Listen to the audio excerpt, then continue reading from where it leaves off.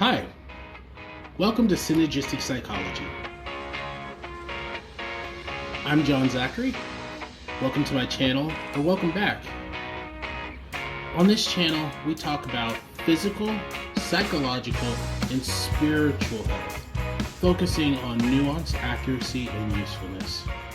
Today, we'll be talking about the villain role in our psyche. There are a lot of things that can affect this role, so get ready to dig in. Why do we have a villain role? I mean, do we need it? Can we suppress it? Would it make us feel better if we didn't have it at all? I don't think so. Before we get into that, we're going to need to establish what we are aiming for. See, this is what we actually are looking to do and what needs we're trying to meet. We have psychological needs and spiritual needs. They're built into us. And the attempt to get our needs met is the motivation for behavior. So let's establish what that means for each one of these parts, because each one of them is acting in our psyche all the time, motivating us, driving us. And then we'll get into the drivers for ego, because we have to establish first what triggers that in the person so that they feel the need to protect themselves. We'll also establish what self-protection is about, as well as self-comfort, which often leads to a person having an overwhelming need to gain certainty through these different avenues that probably aren't the most useful and result in maladaptation in the future. So what are these needs about? And if you studied any of Tony Robbins' work, you probably heard of the 6 psychological needs, and even established some of the spiritual needs. But I think there's more to it than that. This is the manner in which we evolve, and we're made to evolve. So first of all, we have a need for certainty. Certainty is just establishing that I'm not in danger, especially not constantly in danger, but also that I'm not in consistent stress. That if I do have a source of stress, that it is taken care of and resolved, and when that end comes, I can return to homeostasis. That homeostasis just means that I return to equilibrium. I am in my state of rest and digest. And that is a state that, as long as we consistently have that as our base, we tend to be in health. So that's established by certainty. That's the first base level need, the one that's the first line of defense, but also the first line of safety. Certainty establishes that I am okay, and the environment I'm in is okay. When we have that need met, when it's satiated, then variety, we get bored. See, a met need that's consistently met, I no longer have to expend energy or thought or emotion trying to get that need met. Then I get bored. That is the role of variety. Variety spices things up, makes them interesting, keeps us from getting bored. That need is on the physical plane. So everything having to do with things physical. So exercise, the body needs certainty, and it needs variety. That is a basic need of all things that have to do with our physical interaction with the world. If you sit for too long, then you end up with problems. But if you move too erratically, you also end up with problems. So there's a balance in there. There is an equilibrium and a homeostasis where we can establish growth in those areas and meet those needs in better ways but they have to be met. Certainty has to be met, and variety disturbs the certainty if it's not met, because we have a feeling we call discontent. Discontent is a normal feeling, but it signals us that we're no longer happy at the level of evolution that we are. Well, there are two aspects of evolution, actually. One of them is survival. I have to survive. If I'm not surviving, then the rest of it really doesn't matter. That's what certainty helps us establish, is that certainty gives us a base level from which we can build upon. And then there's thriving. I think as far as Freud was concerned, he kind of missed the ball with that part of it, because if you don't acknowledge that there are dual factors, then you focus on just surviving. And a lot of the things that we do have nothing to do with surviving. They have everything to do with having a fulfillment and a value to the life that we have that makes it a life that we want to live.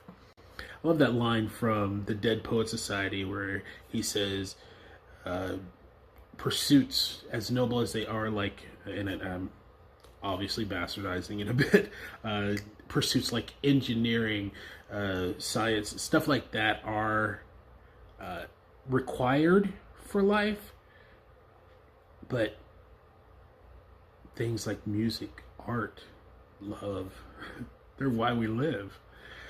So that kind of gives us an idea of the difference between surviving and thriving. Well, once we met the need for certainty and variety on the physical plane of things, we can exercise, but we always also get enough rest. Those stay in balance. They help us stay healthy. Well, the mental plane has those factors.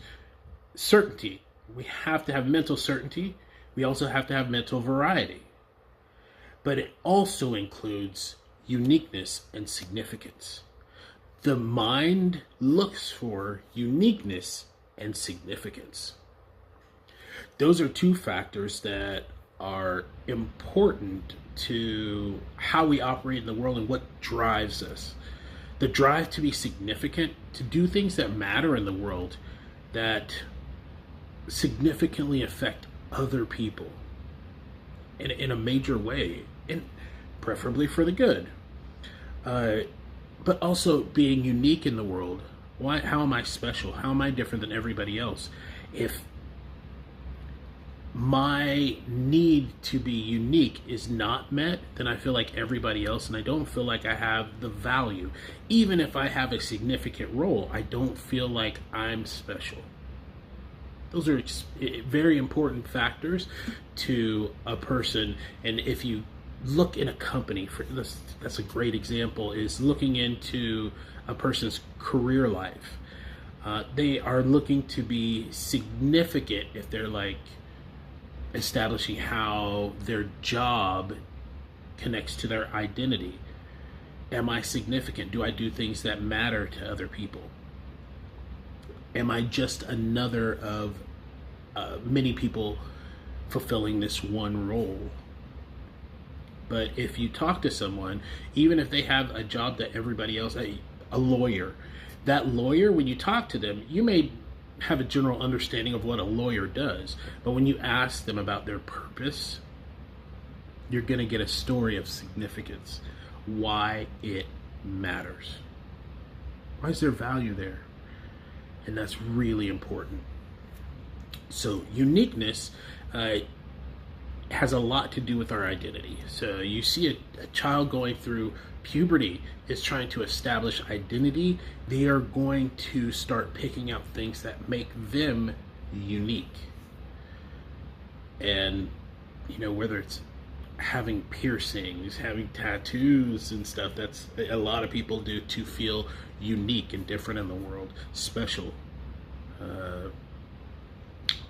There are many things a person can do with their personality and their character to be unique.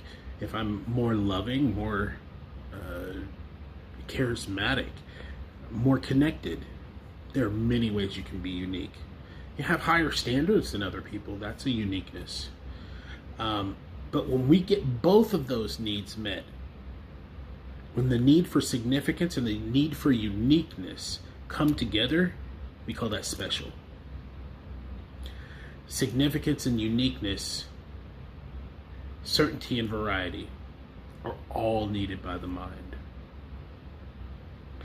That is the mental plane. Now the emotional plane, the cognitive, let's establish as cognitive, not just mental, but cognitive plane. It affects how we think. What I think is significant, if I think my spouse, for example, is significant, I take into account their feelings and emotions and thoughts and what would affect them, because they are significant in my thinking. So, the next is the emotional plane, and that's the biggest one because it has the most information of all of them. It's where we feel the most connected. As a matter of fact, one of our needs is connection. The ability to connect with other people is a basic need. It may seem like, well, actually I could sit at home and hang out in my room all day and just play video games, but even that is a level of connection with other people. You see, when we are even born into the world, we get the benefit of thousands of years of thinking and creating that we get to build upon. I don't have to build a road to get to the place where I want to go. I get to use the roads that somebody else already built. That the purpose behind all of that connection is to be able to connect with not just the ideas and physical aspects of the life with other people, but to be able to connect with myself through those things also. That's really important. And connection, well, in order to get to love, we have to have it. Connection building to love. Now, how does that happen? Well, it actually happens through trust. Trust that is built through a feedback loop of empathy and vulnerability. Both people having the ability to meet the vulnerability of the other with empathy establishes trust. And that trust gives us the opportunity to really get to know another person. And oftentimes when you see who a person really is, you love them. That love opens an awareness of the spiritual aspects of who we are also. Every single one of the previous mentioned needs must go through evolution. So whether it's your certainty, your variety, your uniqueness, your significance, your connection, your love, growth and contribution is always the pattern of oscillation towards growth so that we spiral upwards, not down. So that spiraling, that evolution of growth, for example, in certainty, over the course of your life, you've probably grown in the amount of responsibility that you have and the type of connection that you're able to make with other people. These things build our certainty in being able to respond to the life that we have with capability, agency. So, once we start to grow in that area, let's say I make more money, so I'm more capable. I have a bigger house. Now, the next step in evolution is always going to be contribution, because that oscillates back and forth in those areas. So whether it's variety or significance, you have to grow and you have to contribute.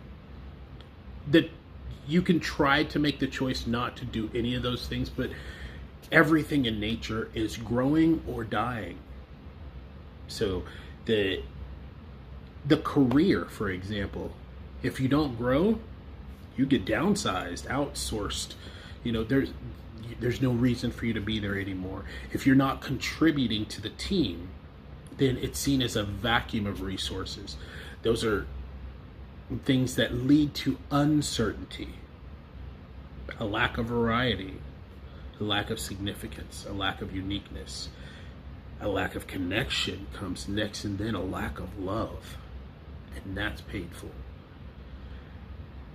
If you've heard of somebody talk about spiraling or spiraling out or downward spiral, things like that, it is a overwhelming need to focus upon certainty because I feel uncertain, and because I'm neglecting all the other needs just to focus on certainty, and oftentimes with a method that isn't the best, I start to spiral in the other direction.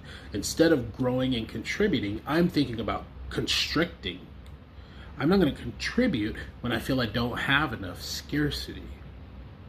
I'm not going to grow when I feel I'm not safe to go and explore. Those are all important aspects of who we are. And in order to meet those needs, we have to show up for ourselves. And that's really important. And it's a step in the process to understanding what exactly needs we're trying to meet with our behaviors, our thoughts, our emotions, the actions that we take to move towards what we want. Those methods for getting those neurochemicals in our head to release things like serotonin, dopamine, all of these different things, it's called a personality. It's the things I do to get the neurochemicals in my head to ramp up to levels that make me feel good and comfortable. Whether it's having a life that's exciting enough that I want to get up every day and run towards it, or having a job that meets my needs, for certainty so that I can live, variety so that I can enjoy it and not get bored and want to stop producing and contributing and growing, because that's my natural state, is growth and contribution. With all of those needs, as you can see on the graphic, one side requires effort and the other acceptance. Acceptance is often the most difficult one, but not always. For some people, the things that require effort because they feel disempowered are much more difficult. So let's talk about that. Variety, uniqueness, love, they require that you accept other people or yourself in order to establish that those things are stable traits of yourself. Whereas significance, certainty, and connection take effort. It takes effort to connect with another person. It takes effort to get the promotion. It takes effort to establish certainty in your life so that you know you have a stable income, a stable relationship with the people that you care about. Those things take effort. That effort and acceptance gives us agency and the ability to respond to situations that come up. And that's what really makes us feel good about our lives. The ability to respond, the able response to even things that you didn't expect. It makes us feel good about ourselves. It makes us feel confident. It makes us feel capable. And those are important things to feel. It gives us an established baseline for hope and faith. And the brain needs a certain level of hope and faith. The left brain, faith. The right brain, hope. It's necessary. So once we establish, hey, these are our needs, It's okay that we have them, first of all, because many people don't believe that on a basic level that they're allowed to have needs, but you're supposed to have them, and meeting them in an elegant way that is more empowering, not less empowering. So now that we know what we're aiming for, let's look at some of the other factors that can dysregulate that system. One of the big ones is attachment, how we're attached to other people. And if you're interested in psychology and looked into it much, I'm sure you've heard of some permutation of attachment theory, something having to do with that. Attachment is the manner in which we establish connection over time with other people. Oftentimes that's established by our parental relationships early in life, and then that segment of the brain is reused for romantic relationships and connections later in life as the model, the framework for those relationships. So if you have a very chaotic and dysregulated experience of mother, father, and home life, oftentimes you're going to have a difficult time establishing a relationship that is founded on the things that you actually want and needs getting met. You're going to have to build a new model. And that's often what reparenting is about. It's establishing a relationship with yourself that maybe you didn't have with those early parental figures. Really helpful. Because of the fact that once that self-connection, that self-regulation comes into play, we're able to establish attachment with ourselves that is healthy. And that ultimately reiterates on the outside what's going on the inside. So the best way I know to explain attachment is to relate it to planets.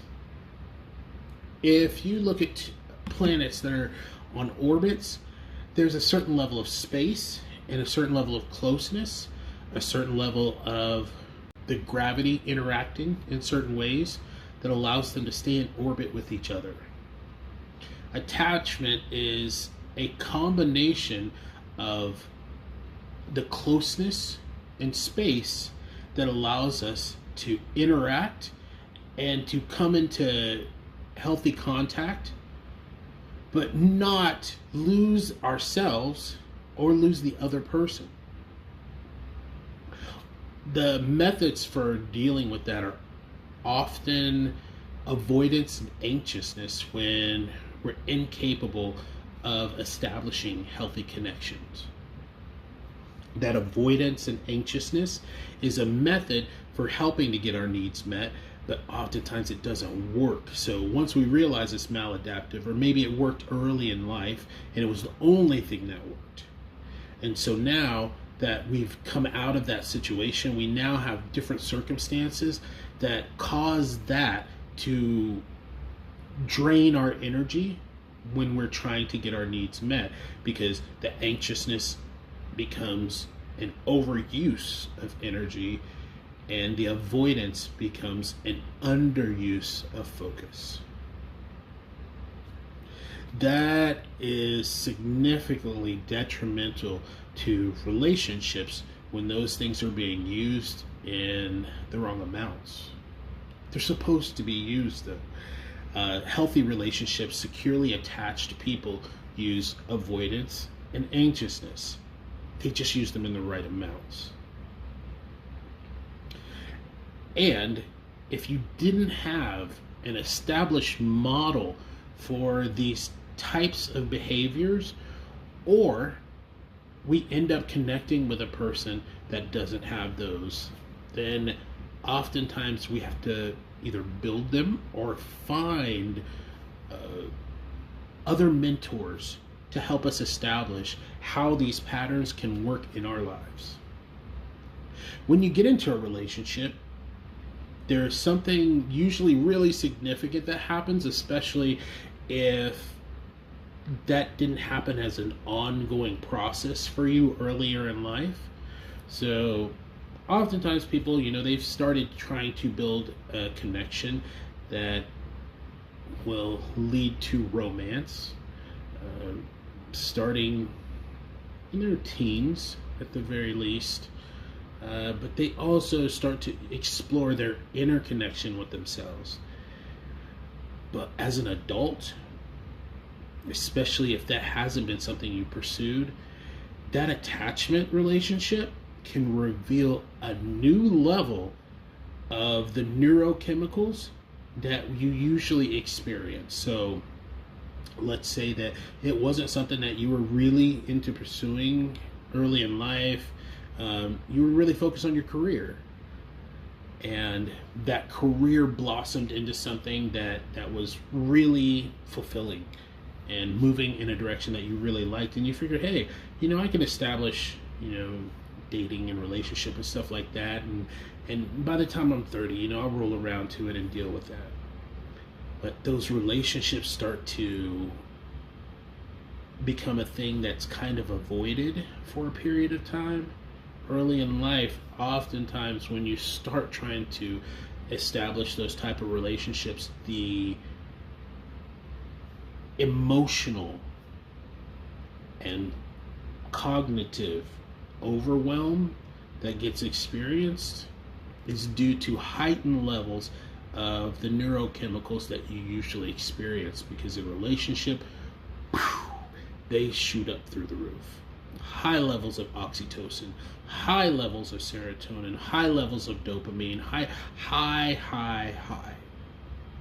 So if that isn't something that's easily managed and established as, oh, okay, hey, I'm used to dealing with this in the original family of origin, say drastic levels, we didn't have very much connection in early life, and drastic levels of increase in this new relationship. This person is really affectionate, they're really loving, they're really connected, or sometimes it's not even that much, it's just normal levels.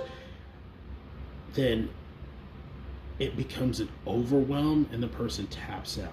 They're not capable of staying in the relationship because it's too emotionally dysregulating. This can happen due to an over or under responding to the relationship, because whether it's one of the insecure types, because there's only two types of attachment: secure, insecure. Those are the two types of attachment. So under insecure attachment, there's fearful avoidant, dismissive avoidant, and anxious preoccupied. Those are the insecure attachment styles. And I say style for a reason, because they are patterns of connection that we use in order to get needs met in relationship. So those patterns, if used, often have drawbacks in relation to the type of relation had with two securely attaching people. Their method of attaching is secure. So that increasing level of stress over time, due to sometimes subconscious or unconscious motivated factors, leads to a break in the relationship. Now, naturally, relationships go through a pattern of connection.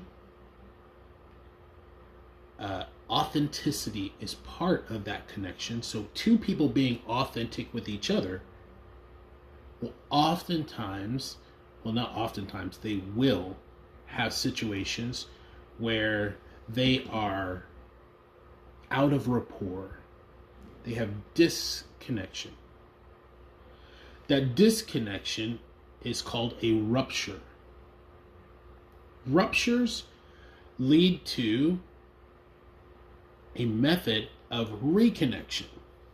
See, when we resolve things and we're able to manage with empathy the overwhelm of ourselves and others, we repair those ruptures, creating deeper relationship and understanding, leading to connection and authenticity.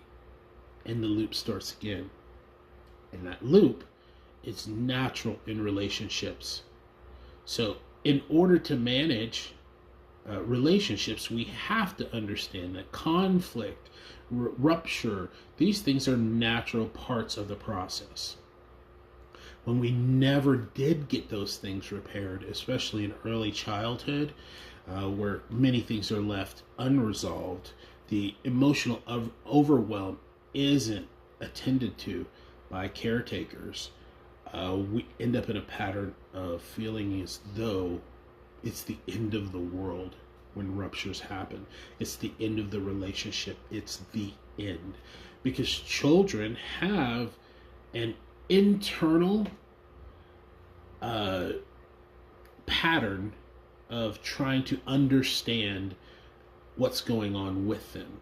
And when they don't have someone that can help them regulate their nervous system, which that's the whole point of the parent being there, to help them calibrate their regulation system on the inside by connecting to another. When that doesn't happen, the child tends to cognitively start to believe it will always be this way, and emotionally I can't handle it. And those two things lead to trauma responses. Now, stress, if it was a stressor, for example, let's say there's a relationship and something happens, a family member passes away for one of the members of the relationship. That is a stressor.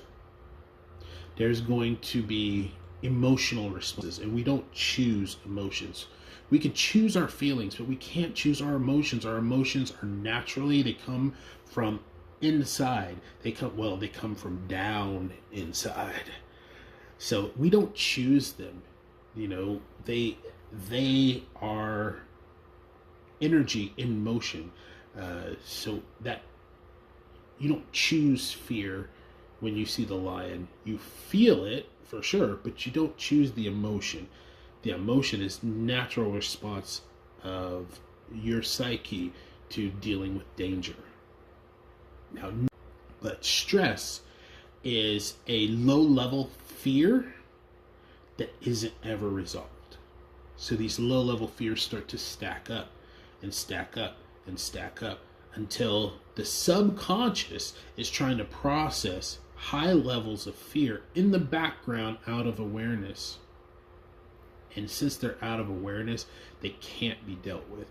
So the only response to dealing with those unaware fears is to self-comfort. And that overgrown sense of self-comfort is what leads to things like drug addictions, compulsions, things we do impulsively to try to lower that stress that's going on in the background.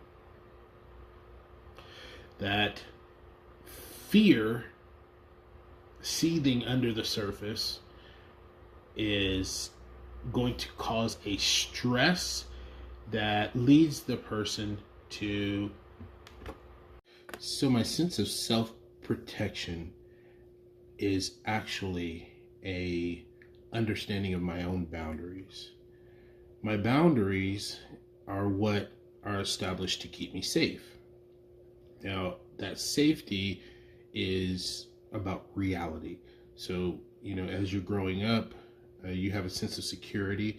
That sense of security grows as you grow, and as you get older, it develops and grows along with you, so that if things are in balance early on, then they stay in balance as you get older. Well, that sense of self-protection establishes where those boundaries are. If that doesn't get properly calibrated early in life, we may feel a sense of self-protection come out for things that aren't actually dangerous. Someone, for instance, like for example, criticism. Somebody criticizes the way I did something or how I did it. That's not something that I should actually feel like I need to rage or establish some kind of boundary around that involves, for example, hitting them, abuse, punishment. That's an overgrown sense. That's an overreaction to that stimulus. Now, our self-protection is an outpouring of self-compassion, caring about myself. So if somebody, for example, is abusive towards me, this is not saying, "Hey, I don't like how you loaded the dishwasher. Is it okay if you put the things in order and don't stack things on top of each other because they didn't come out clean? I'd like them to come out clean." That's in reacting with rage and anger over that would be an overgrown sense of self-protection. But if somebody is abusive towards me, for example, you calling me stupid and you're an idiot, can't you do anything right, and going overboard, then that sense of self-protection is supposed to come online. Sometimes it's either under or over calibrated for someone due to their childhood, but as we grow, we start to realize, hey, that's not properly calibrated, and we can recalibrate those things. But self-compassion allows us to understand what is imbalance. Self-compassion also includes self-comfort. Self-comfort is what I call it the kid. I think Freud called it the id, the child, the inner child. Oftentimes is desperate to deal with things like stress and underlying issues that we have about our self-worth. And oftentimes self-worth gets confused with self-confidence. They're not the same. Self-confidence is my belief that I'm capable and able to do things that are of value. So I can be confident in those things. I play an instrument well, or I'm a good driver, or I have nice writing. These are things that I can have confidence in my capability to execute. Self-worth is, if I did none of that, I still have value. Self-worth is easiest understood by the example of $20 on the ground, stepped on, crumpled, wet, mud all over it. The value doesn't change. So if we're looking at our self-compassion and knowing that self-worth, self-comfort, and self-protection are all an outpouring of that, then if we don't have self-compassion, we're going to have an unstable sense of self.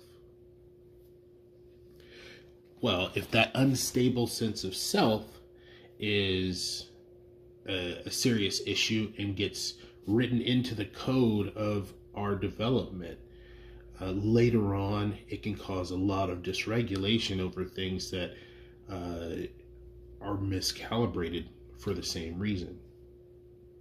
Narcissism is one of those things. So we've talked in other videos about left and right brain. Narcissism is a dissociative issue in the left brain. When I have a idealization and devaluation that goes along with the villain-victim loop, then I may devalue and idealize myself or other people when it comes to certain situations, and that that imbalance where I don't really know which one is true is one big aspect of narcissism. Am I that great? Are they that great? Am I comparing them to a version in my head? That version in your head of other people is called an internal working model. The internal working model of other people is the version of them in me that allows me to interact with them and have a predictable understanding of how those interactions could go. Your brain does it automatically. But oftentimes with the narcissist, they have an internal working model of the other person that they're in relationship with, or some other person they have had relationship with, for example, a mother, and they compare their partner to their idealized version of who they think they should be, or another person. So they trust the idealized version, but they don't trust the presence of the other person, resulting in justifying poor behavior, punishment, aggression towards them that pushes them into the victim or the villain role. So victimizing others. The justification is what makes it narcissism, though. Everybody makes mistakes. Everybody gets miscalibrated sometimes because situations come up that we've never experienced. And we respond to the best of our ability to what we think it should be, but everybody makes mistakes. But making a mistake doesn't make you a narcissist. It makes you miscalibrated. And you can always go back and say, oh man, I thought this was the situation. I responded and that was way more intense than I intended. I've had to do that. I think everybody does at some point, most people. But if that happens, going back and going, hey, I'm sorry, my intention wasn't to respond so strongly, or I had a reaction to that I didn't expect to, and I'm sorry. The narcissist doesn't do that. They confabulate. They justify their behavior on the back end, which causes ruptures that never get resolved. And since we don't get to build the relationship loop, then the unresolved continues to go on and on, causing the person that's being victimized by the abusive behavior to become resentful for good reason. Narcissism is the justification of that poor behavior, and due to the idealization of self. Why are you treating me this way? Can't you see I'm great and you're not? Just not true. Neither one of them are true. The victim or the villain. Now, that may sound wild just on the surface, but when you really think about it, the victim role for a person that is healthy and secure will be experienced, but less than 5% of the time, because when they're in a situation where they're being victimized, abused, treated poorly, treated with disrespect, punishment, they leave. That's exactly what a secure person does. They leave. They don't stay in that role. They don't stay in that position. They get out.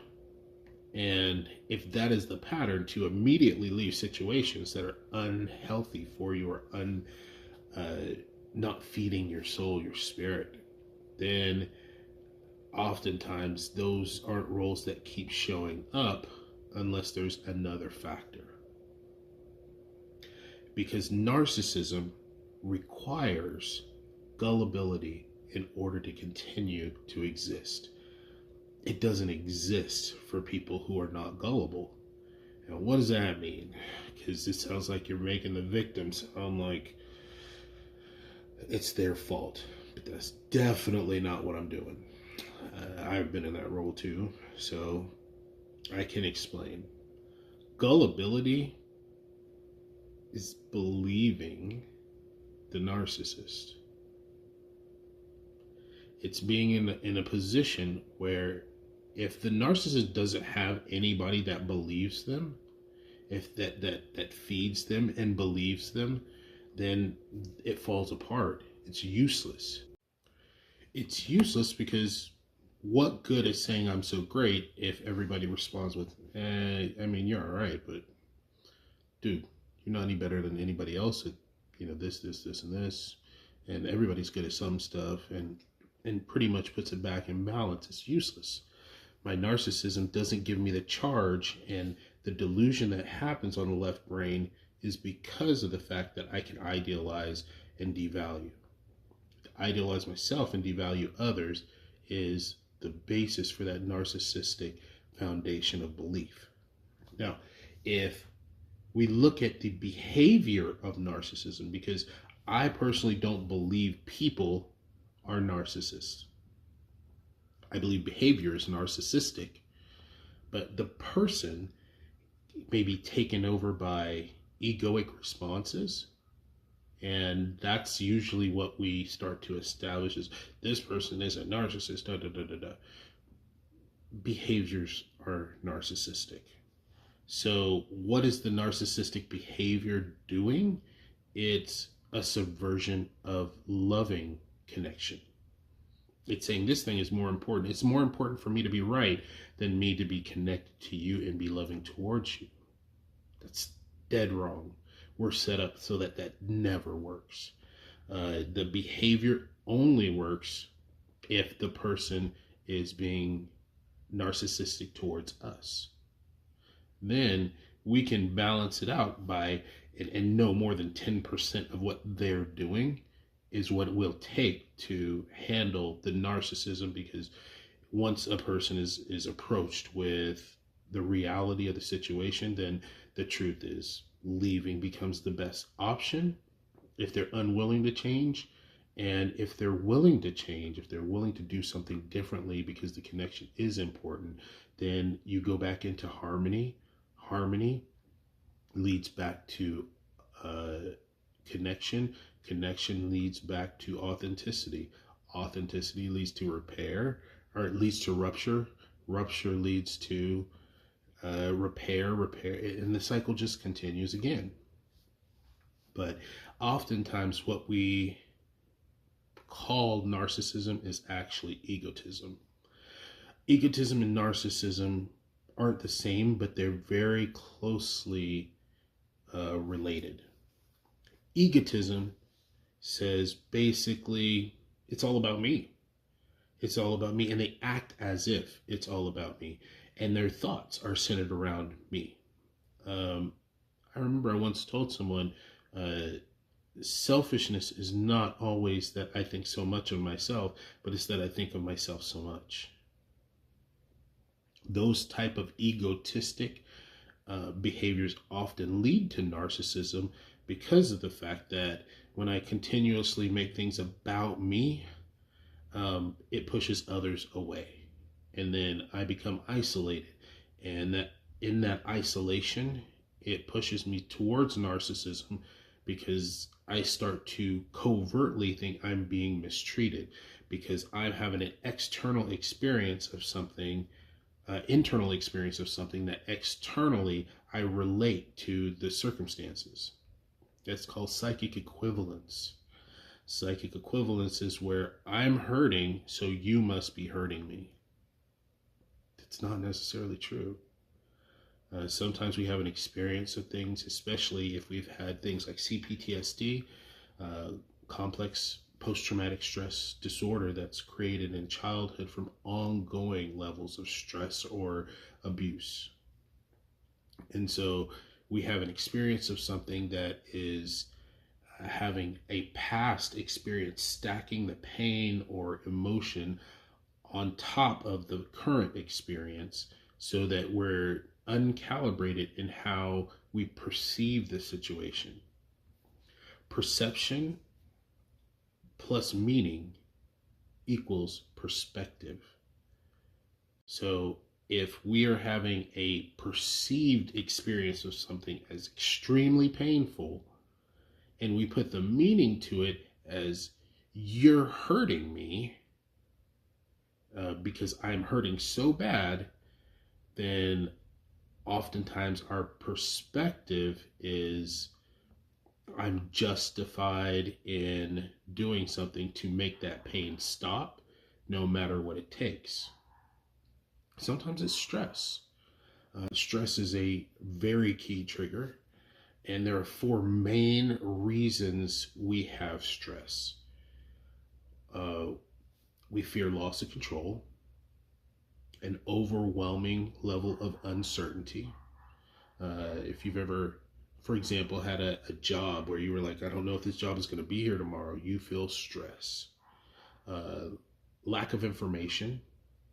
I don't know what's going on. They didn't tell me the rules of the game. I don't know what game I'm playing. That's stressful. And everybody else seems to understand what's going on. Why don't I? And fear of conflict. Those are all major sources of stress. And when we're able to lower those, which is part of the reason I make these videos, is to give you information and lower your stress level. So I hope it's helping. The villain role is a way of managing, a method a person uses to manage their level of dysregulation, their stress. They are doing things in order to try to keep themselves safe with an overgrown sense of self-protection. But egotism lacks, both egotism and narcissism lack integration. So integration is the brain having a pattern of oscillating back and forth from left brain to right brain, so that we are getting both emotional information and we're getting cognitive information about the situation, because both are important. But whenever you have a lack of integration, then the divided brain means, okay, I can have one or I can have the other, which is what happens with narcissism. You get emotional information or you get cognitive information, but you don't get them integrated. Now, it appears that this person is starting to integrate in narcissism, even though it's not in a good way. It's not healthy integration. It's, I've integrated how angry I feel with the type of thoughts that I feel are adaptive to be a response to that anger, with things like revenge. But the egotist is not having that experience. They just think, wow, I'm so great. Oh, they didn't know I was so great. I am so great, though. And they just go off on their merry way, mystified that they don't understand why other people don't know they're so great. While the narcissist feels justified in punishing people for not adhering to their ideals of themselves. That's a very different thing. So embodying that villain role and justifying it is the foundation for a lot of dysfunction in relationships, and even relationship to self. Now that one is a big one. The relationship to self can be narcissistic also. For example, the person that goes to the doctor says, hey, how you've been eating, it's not good for you. And instead of going, oh man, I haven't been treating myself well, I'm worth more than that, the person is narcissistic against themselves, says, well, you know what, I deserve to have a box of donuts every day, and consumes things that knowingly hurt them. That's narcissistic against the self. And it actually encourages dysregulation. Well, that dysregulation happens in several different systems, but and this is going to be a little bit hard to hear, not going to lie. If you've had the experience of somebody who has very damaged their adrenal glands, their kidneys, or especially if you go into the kidney dialysis clinic, the nurses that work there, ask them how they're treated. It's difficult.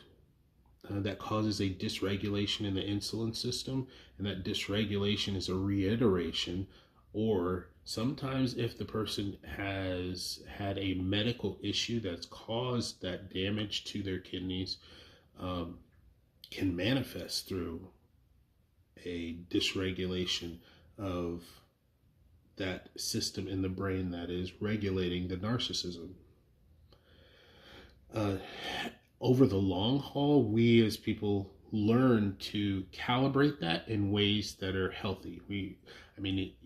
Most everybody I've ever met has heard the term righteous anger. When you're in charge of yourself, if you're regulating yourself, if you're capable of being present and functionally conscious, then you recognize when you're behaving poorly and you want to calibrate it yourself. And that's the whole point. When you're able to do that self-calibration, you don't stay there. You go, oh, I have made an uncalibrated decision. Okay, now I need to bring that into calibration. If you can't, then you find a different way to manage. So that is a great way to establish, hey, I've gone out of rapport with another person, and I've gone to establish a repair because a rupture has happened. And when you're able to do those repairs and be vulnerable, and that person meets with empathy, and you are able to provide empathy for their vulnerability around the things that make them angry, and they're able to provide vulnerability and empathy around the things that you are expressing insecurity about. Like, was that me? Like, can I trust you to tell me the truth and not try to take advantage or manipulate? And that's another role, the manipulator.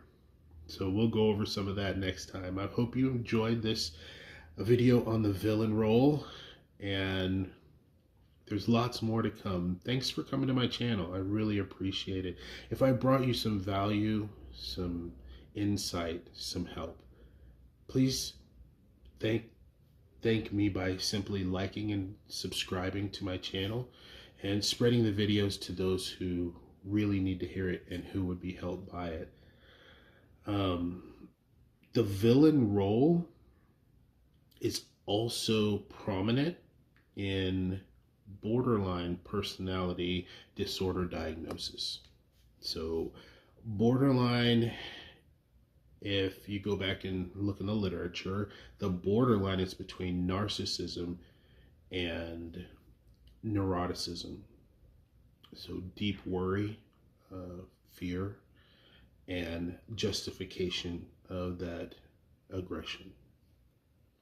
Those two things come together because the person is flipping back and forth between the villain and the victim. They feel as though they're the victim. When they feel victimized enough to hit a threshold, they become the villain. They feel justified in being the villain. And then they feel that they victimized themselves by destroying relationship. But they flip back and forth between those things so much that they never really know what's true. And because the stress level, because of the effects of those 4F responses and putting the body in danger mode and also tunnel vision, they're incapable of making astute assessments of what their perceptions mean, and then what meaning starts to develop perspectives that don't align with the outside world. And as they go more and more off track, the attachment system also goes more and more off track to mirror what they're experiencing. So I hope that was helpful, and we'll see you next time. Thanks for coming.